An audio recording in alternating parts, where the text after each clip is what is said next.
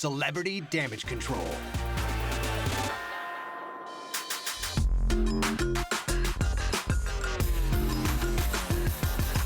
In 1994, Kim meets the man who will change her life forever.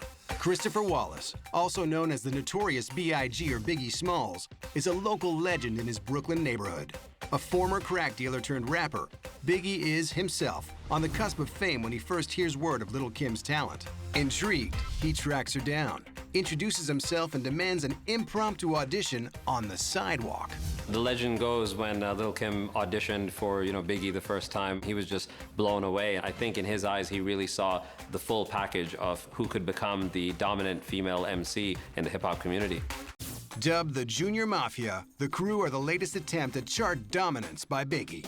Biggie forming, the Junior Mafia group was an incredible idea. I mean, it's a great way to carry the brands forward, to keep at the same time Lil Kim being the sole female artist. I mean, she definitely stood out. It really was an amazing group of artists coming out, and they saw tremendous success under Biggie's guidance. With the new album comes a new look, as Kim takes her desire for mainstream success one step further. She really was defining herself as an icon, and seeing the, brands she was endorsing, like Apple and Old Navy, and at the same time, getting more and more into the mainstream, I think she really was on the path to becoming an icon. With her biggest success just around the corner, a terrible mistake in judgment could end up costing her everything, taking her from the top right back down to the bottom. Hip-hop insiders are one step ahead of the authorities in understanding what transpired. According to the word on the street, the shootout was the culmination of a rivalry between Lil Kim and fellow female rapper Foxy Brown. It's a feud that's been simmering for years.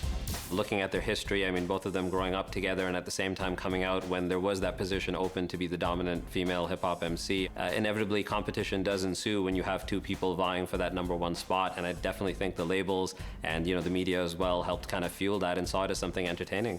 When police arrive at Lil Kim's home to question her about the shooting, she denies any involvement and refuses to name any of the associates who accompanied her to the station that day. If you put it in the context of these inner cities where, people like Lil Kim grew up, I mean, they didn't have positive interactions with police. There was police brutality, and a lot of times they didn't feel that police were properly protecting them. So I think, taking that into context, it's understandable why she might have a problem cooperating with police, even in such a public eye. Her fourth album, The Naked Truth, recorded in the weeks before she began serving her sentence, is released to acclaim.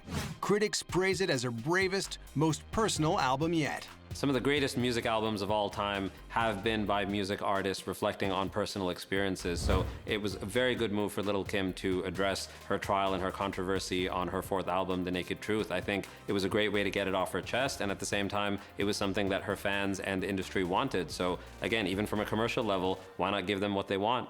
But more determined than ever to maintain control over her sound and image, Kim releases her fifth recording, Ms. GOAT, on her own independent label.